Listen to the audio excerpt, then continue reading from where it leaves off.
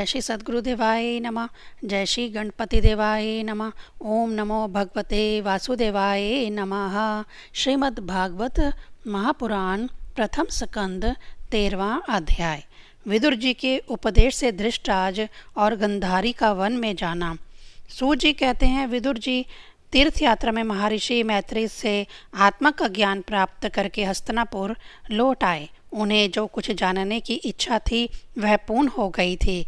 विदुर जी ने मैत्री ऋषि से जितने प्रश्न किए थे उनका उत्तर सुनने के पहले ही श्री कृष्ण में अनन्य भक्ति हो जाने के कारण वे उत्तर सुनने से उपराम हो गए। शौनक जी अपने चाचा विदुर जी को आया देख धर्मराज युधिष्ठिर, उनके चारों भाई धृष्टराज, युधिष्ठिर, संजय, कृपाचार्य, कुंती, गंधारी, द्रौपदी, सुभद्रा, उत्तरा, कृपी तथा पांडव परिवार के अन्य सभी नर नारी और अपने पुत्रों सहित दूसरी स्त्रियां सब के सब बड़ी प्रसन्नता से मानो मृत शरीर में प्राण आ गया हो ऐसा अनुभव करते हुए उनकी अगवानी के लिए सामने गए।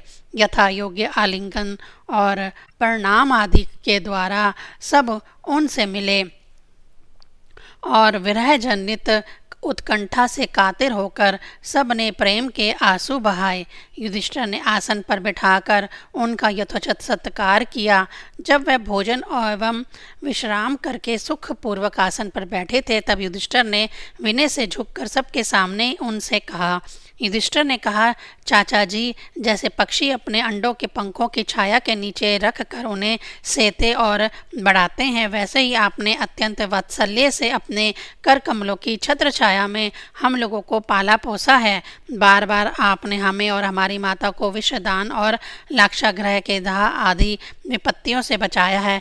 क्या आप कभी हम लोगों को भी याद करते रहे हैं? आपने पृथ्वी पर विचरण करते समय किस वृत्ति से जीवन निर्वाह किया? आपने पृथ्वी तल पर किन किन तीर्थों और मुख्य क्षेत्रों का सेवन किया? प्रभु, आप जैसे भगवान के प्यारे भक्त स्वयं ही तीर्थ स्वरूप होते हैं। आप लोग अपने हृदय में विराजमान भगवान के द्वारा तीर्थों को भी महातीर्थ बनाते हुए विचरण करते हैं। चाचा जी, आप तीर्थ यात्रा करते हुए द्वारका भी अवश्य ही गए होंगे। वहाँ हमारे सुहृद एवं भाई बंधु यादव लोग, जिनके एकमात्र आराध्य देव श्री कृष्ण हैं, अपनी नगरी में सुख से तो है ना? आपने यदि जाकर देखा नहीं होगा तो सुना तो अवश्य ही होगा। युधिष्ठिर के इस प्रकार पूछने पर विदुर जी ने तीर्थों और यदुवंशियों के संबंध में जो कुछ सुना, देखा और अनुभव किया था सब क्रम से बतला दिया। केवल यदुवंश के विनाश की बात नहीं की। करुणा हृदय विदुर जी पांडवों को दुखी नहीं देख सकते थे, इसलिए उन्होंने यह अप्रिय एवं असह्य घटना पांडवों को नहीं सुनाई, क्योंकि वह तो स्वयं ही प्रकट होने वाली थी। पांडव विदुर जी का देवता के समान सेवा सत्कार करते थे। वह कुछ दिनों तक अपने बड़े भाई धृतराष्ट्र की कल्याण कामना से सब लोगों को प्रसन्न करते हुए सुखपूर्वक हस्तिनापुर में ही रहे। विदुर जी तो साक्षात धर्मराज थे। मांडव्य ऋषि के शाप से ये 100 वर्ष के लिए शूद्र बन गए थे। इतने दिनों तक यमराज के पद पर आर्यमा थे और वहीं पापियों को उचित दंड देते थे। राज्य प्राप्त हो जाने पर अपने लोकपालों सरीखे भाइयों के साथ राजा युधिष्ठिर वंशधर परीक्षित को देखकर अपनी अतुल संपत्ति से आनंदित रहने लगे। इस प्रकार पांडव गृहस्थ के काम धंधों में रम गए और उन्हीं के पीछे एक प्रकार से यह बात भूल गए कि अनजाने में ही हमारा जीवन मृत्यु की ओर जा रहा है। अब देखते देखते उनके सामने ये वह समय आ पहुंचा जिसे कोई टाल नहीं सकता।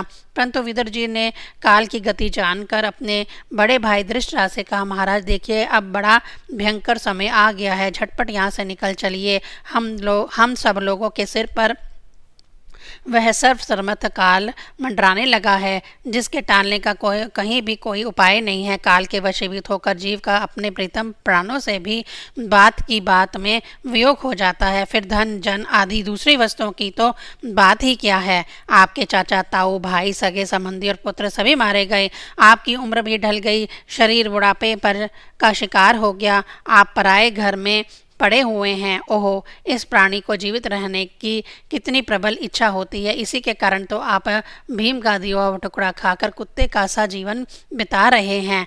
जिनको आपने आग में जलाने की चेष्टा की, विष देकर मार डालना चाहा, भरी सभा में जिनकी विवाहित इस पत्नी को अपमानित किया, जिनकी भूमि और धन छीन लिए, उन्हीं के अन्न से पले हुए प्राणों को रखने में क्या गौरव है। आपके अज्ञान की हद हो गई कि अब भी आप जीना चाहते हैं, परंतु आपके चाहने से क्या होगा। पुराने वस्त्र की तरह बुढ़ापा से गला हुआ आपका शरीर आपके ना चाहने पर भी क्षीण हुआ जा रहा है। अब इस शरीर से आपका कोई स्वार्थ साधने वाला नहीं है, इसमें फंसे मत। इसकी ममता का बंधन काट डालिए। जो संसार के संबंधियों से अलग रहकर उनमें अनजान में अपने शरीर का त्याग करता है, वही धीर कहा गया है। चाहे अपनी समझ से हो या दूसरे के समझाने से, जो इस संसार को दुख रूप समझकर इससे विरक्त हो जाता है और अपने अंतःकरण को वश में करके हृदय में भगवान को धारण कर संन्यास के लिए घर से निकल पड़ता है, वही उत्तम मनुष्य है। इसके आगे जो समय आने वाला है वह प्रायः मनुष्यों के गुणों को घटाने वाला होगा। इसलिए आप अपने कुटुंबियों से छिपकर उत्तराखंड में चले जाइए। जब छोटे भाई विदुर ने अंधे राजा धृतराष्ट्र को इस प्रकार समझाया, तब उनकी प्रज्ञा के नेत्र खुल गए और वह भाई बंधुओं के सुदृढ़ स्नेह पाशों को काट कर अपने छोटे भाई विदुर के दिखलाए हुए मार्ग से निकल पड़े। जब परम पतिव्रता सुबल नंदिनी गंधारी ने देखा कि मेरे पतिदेव तो उस हिमालय की यात्रा कर रहे हैं जो सन्यासियों को वैसा ही सुख देता है जैसे वीर पुरुषों को लड़ाई के मैदान में अपने शत्रु के द्वारा किए गए न्यायोचित प्रहार से होता है, तब वह भी उनके पीछे पीछे चल पड़ी। अजातशत्रु युधिष्ठिर ने प्रातःकाल संध्या वदन तथा अग्निहोत्र करके ब्राह्मणों को नमस्कार किया और उन्हें तिल, गो, भूमि और सुवर्ण का दान दिया। इसके बाद जब वे गुरुजनों की चरण वंदना के लिए राजमहल में गए, तब उन्हें धृतराष्ट्र, विदुर तथा गंधारी के दर्शन नहीं हुए। युधिष्ठिर ने उग्र चित्र होकर वहीं बैठे हुए संजय से पूछा, संजय, मेरे वे वृद्ध और नेत्रहीन पिता धृतराष्ट्र कहाँ हैं? पुत्र शोक से पीड़ित दुखिया माता गंधारी और मेरे परम हितैषी चाचा विदुर जी कहाँ चले गए? ताऊ जी अपने पुत्रों और बंधु बांधवों के मारे जाने से दुखी थे। मैं बड़ा ही मंद बुद्धि हूँ, कहीं मुझसे किसी अपराध की आशंका करके वह माता गंधारी सहित गंगा जी में तो नहीं कूद पड़े। जब हमारे पिता पांडु की मृत्यु हो गई थी तो हम लोग नन्हे नन्हे बच्चे थे, तब इन्हीं दोनों चाचाओं ने बड़े बड़े दुखों से हमें बचाया था। वे हम पर बड़ा ही प्रेम रखते हैं। हाय, वह यहाँ से कहाँ चले गए? सूत जी कहते हैं, संजय अपने स्वामी धृतराष्ट्र को ना पाकर कृपा और स्नेह की विकलता से अत्यंत पीड़ित और व्यवहारा आतुर हो रहे थे। वह युधिष्ठिर को कुछ उत्तर ना दे सके। फिर धीरे धीरे बुद्धि के द्वारा उन्होंने अपने चित्त को स्थिर किया, हाथों से आंखों के आंसू पोंछे और अपने स्वामी धृतराष्ट्र के चरणों का सिमरण करते हुए युधिष्ठिर से कहा। संजय बोले, कुल नंदन, मुझे आपके दोनों चाचा और गंधारी के संकल्प का कुछ भी पता नहीं है। महाभाव, मुझे तो उन महात्माओं ने ठग लिया। संजय इस प्रकार कह ही रहे थे कि तंबुरु के साथ देव ऋषि नारद जी वहाँ आ पहुँचे। महाराजा युधिष्ठिर ने भाइयों सहित उठकर उन्हें प्रणाम किया और उनका सम्मान करते हुए बोले। युधिष्ठिर ने कहा, भगवान, मुझे अपने दोनों चाचाओं का पता नहीं लग रहा है। ना जाने वे दोनों पुत्र शोक से व्याकुल तप्तस्वनी माता गंधारी यहाँ से कहाँ चले गए। भगवान, अपार समुद्र में कर्णधार के समान आप ही हमारे पार दर्शक हैं। तब भगवान के परम भक्त भवमय देव ऋषि नारद ने कहा, धर्मराज, तुम किसी के लिए शोक मत करो, क्योंकि यह सारा जगत ईश्वर के वश में है। सारे लोक और लोकपाल विवश होकर ईश्वर की ही आज्ञा का पालन कर रहे हैं। वही एक प्राणी को दूसरे से मिलाता है और वही उन्हें अलग करता है। जैसे बैल बड़ी रस्सी में बंधे और छोटी रस्सी से नथे रहकर अपने स्वामी का भार ढोते हैं, उसी प्रकार मनुष्य भी वर्ण, आश्रम आदि अनेक प्रकार के नामों से वेद रूपी रस्सी से बंधकर ईश्वर की ही आज्ञा का अनुसरण करते हैं। जैसे संसार में खिलाड़ी का इच्छा से ही खिलौनों का संयोग और वियोग होता है, वैसे ही भगवान की इच्छा से ही मनुष्यों का मिलना बिछड़ना होता है। तुम लोगों को जीव रूप से नित्य मानो या देह रूप से अनित्य, अथवा जड़ रूप से अनित्य और चेतन रूप से नित्य, अथवा शुद्ध ब्रह्म रूप में नित्य अनित्य कुछ भी ना मानो। किसी भी अवस्था में मोहजन्य आसक्ति के अतिरिक्त वे शोक करने योग्य नहीं है। इसलिए धर्मराज, वे दीन दुखी चाचा चाची असहाय अवस्था में मेरे बिना कैसे रहेंगे? इस अज्ञान जन्य मन की विकलता को छोड़ दो। यह पंच भौतिक शरीर काल, कर्म और गुणों के वश में है। अजगर के मुंह में पड़े हुए पुरुष के समान यह पराधीन शरीर दूसरों की रक्षा ही क्या कर सकता है? हाथों वालों के बिना हाथ वाले, चार पैरों वाले पशुओं के बिना पैर वाले और उनमें भी बड़े जीवों के छोटे जीव आहार हैं। इस प्रकार एक जीव दूसरे जीव के जीवन का कारण हो रहा है। इन समस्त रूपों में जीवों के बाहर और भीतर वही एक स्वयं प्रकाश भगवान जो संपूर्ण आत्माओं के आत्मा हैं, माया के द्वारा अनेक प्रकारों से प्रकट हो रहे हैं। तुम केवल उन्हीं को देखो महाराज। समस्त प्राणियों को जीवन दान देने वाले वे ही भगवान इस समय इस पृथ्वी तल पर देवद्रोहियों का नाश करने के लिए काल रूप से अवतरण हुए हैं। अब वे देवताओं का कार्य पूर्ण कर चुके हैं। थोड़ा सा काम और शेष है, उसी के लिए वे रुके हुए हैं। जब तक वे प्रभु यहाँ हैं तब तक तुम लोग भी उनकी प्रतीक्षा करते रहो। धर्मराज, हिमालय के दक्षिण भाग में जहाँ सप्त ऋषियों की प्रसन्नता के लिए गंगा जी ने अलग अलग 7 धाराओं के रूप में अपने को 7 भागों में विभक्त कर दिया है, जिसे सप्त स्रोत कहते हैं, वहीं ऋषियों के आश्रम पर धृष्टराज अपनी पत्नी गंधारी और विदुर के साथ गए हैं। वहां वह त्रिकाल स्नान और विधिपूर्वक अग्निहोत्र करते हैं। अब उनके चित्त में किसी प्रकार की कामना नहीं है। वह केवल जल पीकर शांत चित्त से निवास करते हैं। आसन जीत कर प्राणों को वश में करके उन्होंने उन्हीं 6 इंद्रियों को विषयों में लौटा दिया है। भगवान की धारणा से उनके तमोगुण, रजोगुण और सत्वगुण के मल नष्ट हो चुके हैं। उन्होंने अहंकार को बुद्धि के साथ जोड़कर और उसे क्षेत्रज्ञ आत्मा में लीन करके उसे भी महाकाश में घटाकाश के समान सर्वाधिष्ठान ब्रह्म में एक कर दिया है। उन्होंने अपने समस्त इंद्रियों और मन को रोककर समस्त विषयों को बाहर से ही लौटा दिया और माया के गुणों से होने वाले परिणामों को सर्वथा मिटा दिया है। समस्त कर्मों का संन्यास करके वे इस समय ठूंठ की तरह स्थिर होकर बैठे हुए हैं। अतः तुम उनके मार्ग में विघ्न रूप मत बनना। धर्मराज, आज से इस 5वें दिन वे अपने शरीर का परित्याग कर देंगे और वह जल कर भस्म हो जाएगा। ग्रह पद आदि अग्नियों के द्वारा पर्णकुटी के साथ अपने पति के मृत देह को जलते देखकर बाहर खड़ी हुई साध्वी गंधारी पति का अनुगमन करती हुई उसी आग में प्रवेश कर जाएगी। धर्मराज, विदुर जी अपने भाई का आश्रय में मोक्ष देखकर हर्षित और वियोग देखकर दुखित होते हुए वहां से तीर्थ सेवन के लिए चले जाएंगे। देवऋषि नारद यूं कहकर तंबुरु के साथ स्वर्ग को चले गए। धर्मराज युधिष्ठिर ने उनके उपदेशों को हृदय में धारण करके शोक का त्याग दिया। 14वां अध्याय। अपशकुन देखकर महाराजा युधिष्ठिर का शंका करना और अर्जुन का द्वारका से लौटना। सूत जी कहते हैं, स्वजनों से मिलने और पुण्य श्लोक भगवान श्री कृष्ण अब क्या करना चाहते हैं यह जानने के लिए अर्जुन द्वारका गए हुए हैं। कई महीने बीत जाने पर भी अर्जुन वहां से लौटकर नहीं आए। धर्मराज युधिष्ठिर को बड़ी भयानक अपशकुन दिखने लगे। उन्होंने देखा काल की गति बड़ी विकट हो गई है। जिस समय जो ऋतु होनी चाहिए थी उस समय वह नहीं होती और उनकी क्रियाएं भी उल्टी ही होती हैं। लोग बड़े क्रोधी, लोभी और असत्यपरायण हो गए हैं। अपने जीवन निर्वाह के लिए लोग पापपूर्ण व्यापार करने लगे हैं। सारा व्यवहार कपट से भरा हुआ होता है। यहाँ तक कि मित्रता में भी छल मिला रहता है। माता पिता, सगे संबंधी, भाई और पति पत्नी में भी झगड़ा टंटा रहने लगा है। कली काल के आ जाने से लोगों का स्वभाव ही लोभ, धर्म आदि अधर्म से अभिभूत हो गया है और प्राकृतिक में भी अत्यंत अरिष्टि सूचक अपशकुन होने लगे हैं। यह सब देखकर युधिष्ठिर ने अपने छोटे भाई भीमसेन से कहा। युधिष्ठिर ने कहा, भीमसेन, अर्जुन को हमने द्वारका इसलिए भेजा था कि वहां जाकर पुण्य श्लोक भगवान श्री कृष्ण क्या कर रहे हैं इसका पता लगा आएं और संबंधियों से मिल भी आएं। तब से 7 महीने बीत गए किंतु तुम्हारे छोटे भाई अब तक नहीं लौट रहे हैं। मैं ठीक ठाक नहीं समझ पाता हूँ कि उनके ना आने का क्या कारण है।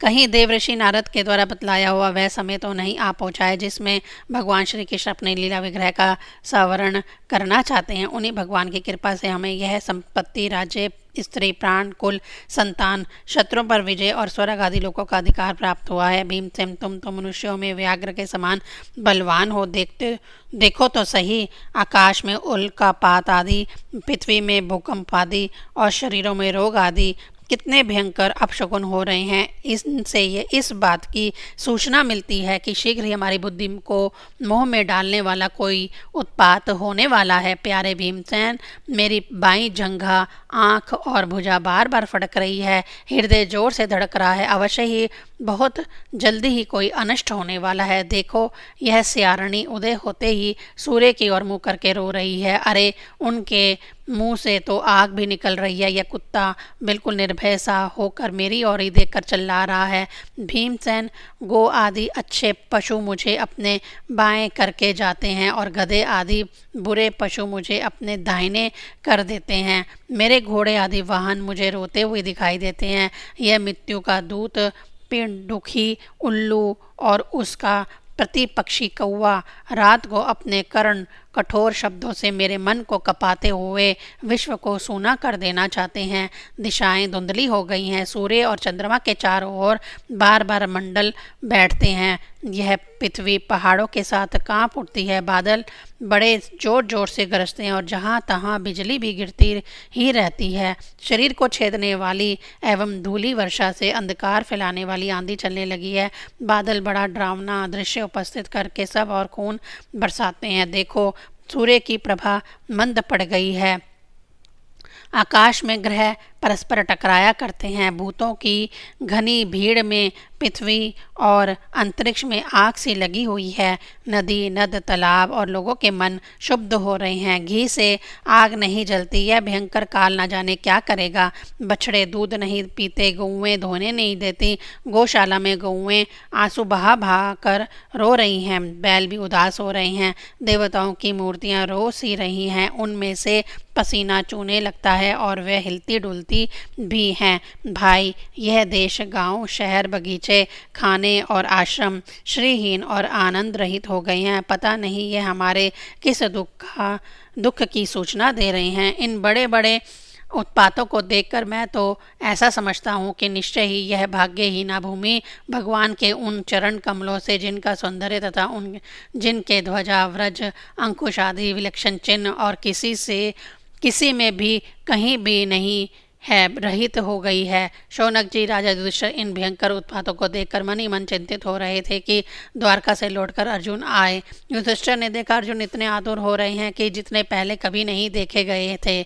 मुंह लटका हुआ है, कमल सीखे नेत्रों से आंसू बह रहे हैं और शरीर में बिल्कुल कांति नहीं है। उनको इस रूप में अपने चरणों में पड़ा देखकर युधिष्ठिर घबरा गए। देवर्षि नारद की बातें याद करके उन्होंने सुहृदय के सामने ही अर्जुन से पूछा। युधिष्ठिर ने कहा, भाई, द्वारकापुरी में हमारे स्वजन संबंधी मधु, भोज, दशाहर, आहर, सत्यवत, अंधक और वंशी यादव कुशल से तो हैं। हमारे माननीय नाना शूरसेन जी प्रसन्न हैं। अपने छोटे भाई सहित मामा वासुदेव जी तो कुशल पूर्वक हैं। उनकी पत्नियां, हमारी मामी देवकी आदि सातों बहनें अपने पुत्रों और बहुओं के साथ आनंद से तो हैं।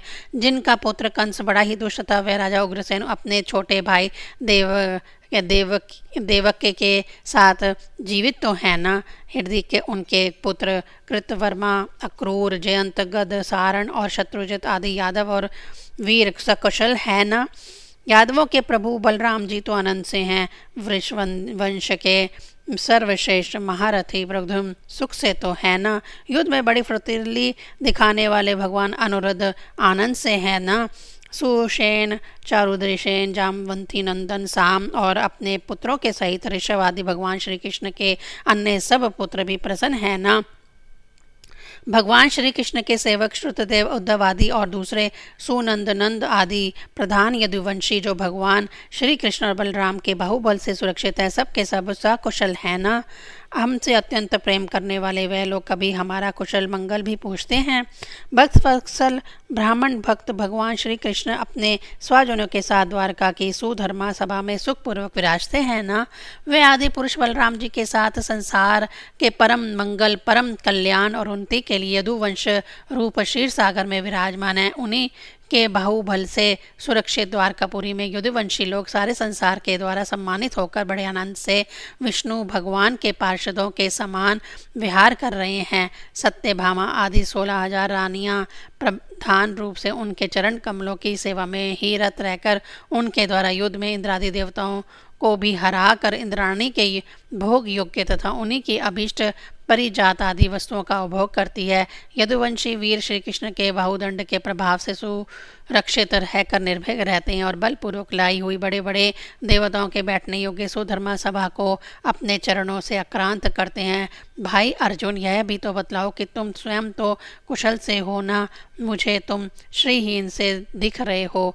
वहाँ बहुत दिनों तक रहे, कहीं तुम्हारे सम्मान में तो किसी प्रकार की कमी नहीं हुई, किसी ने तुम्हारा अपमान तो नहीं कर दिया, कहीं किसी ने दुर्भावपूर्ण आमंगल शब्द आदि के द्वारा तुम्हारा चित्त तो नहीं दुखाया, अथवा किसी आशा से तुम्हारे पास आए हुए याचकों को उनकी मांगी हुई वस्तु अथवा अपनी ओर से कुछ देने की प्रतिज्ञा करके भी तुम नहीं दे सके।